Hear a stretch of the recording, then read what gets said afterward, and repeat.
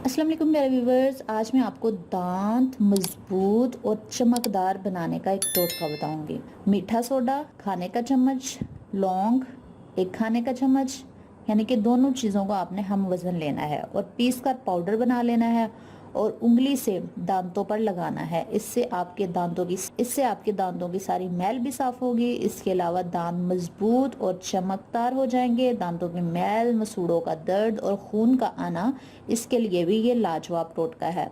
बच्चों और ख़वातीन के लिए ताकत का लाजवाब टॉनिक जो है वो बताऊंगी। कैल्शियम और आयरन की कमी बच्चों और ख़वातीन में अक्सर रहती है। बच्चों के लिए 1 से 3 अदद और ख़वातीन के लिए 5 से 7 अदद खजूरें रोज़ाना इस्तेमाल करें। इससे बहुत ज़्यादा ताकत मिलती है।